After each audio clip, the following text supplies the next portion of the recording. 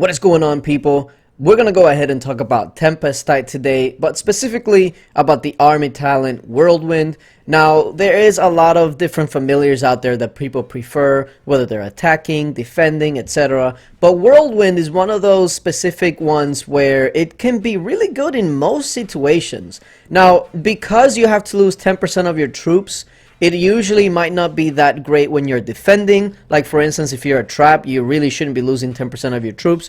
So in that instance, it might not be the greatest, but when you're attacking, you can definitely take advantage of this. Now, I actually just did a darkness not too long ago, and it is the perfect time to actually show you how this actually works. So this was a level 25 darkness, which means that it's a lot stronger than the usual one. I don't know if a lot of you might already know this, but the higher the level of the darkness, the higher the stats of the troops that are in there. They're all not the same.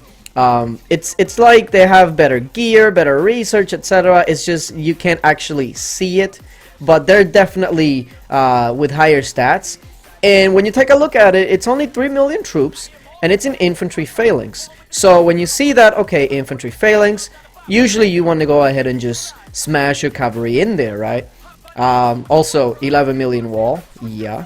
So, but when you actually take a look at this breakdown, you see that it's got a decent amount of heroic fighters and ancient drake riders, but the bulk of the army is actually heroic cannoneers. So if you run full cavalry into their heroic fighters, which is where you would actually be at an advantage right away, the heroic cannoneers, their numbers are so high that it's going to take out your ancient drake riders really fast.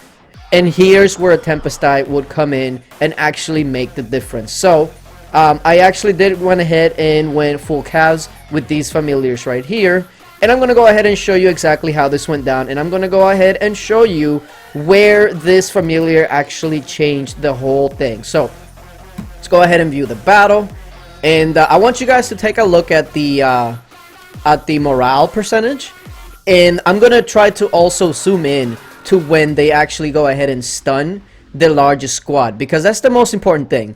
It stuns the largest squad of your opponent. So in this case, it's obviously going to be range, and since I'm all calves, that's going to be super important. So here's gonna go. Now remember, 3 familiars are going to proc bot. There it is.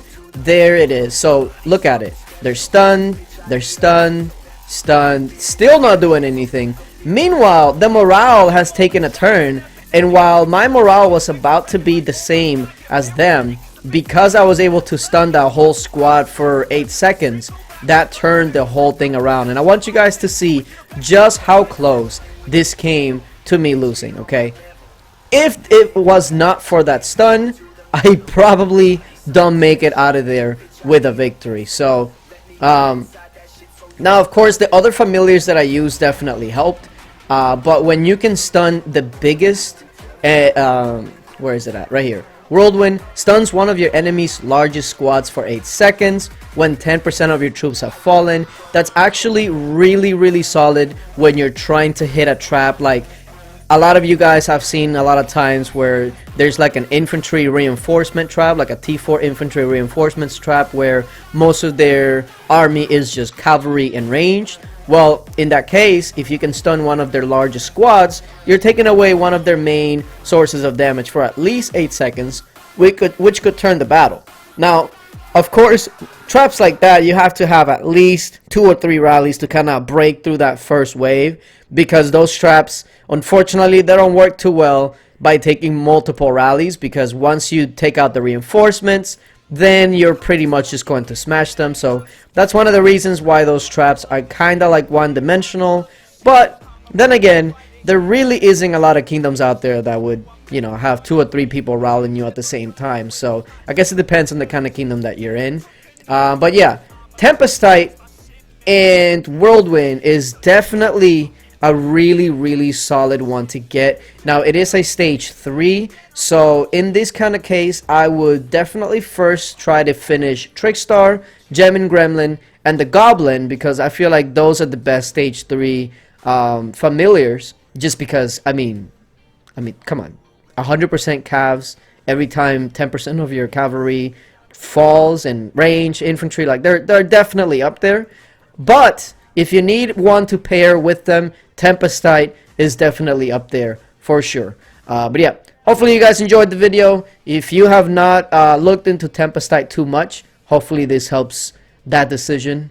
But yeah, appreciate you guys for watching, and until later, bye.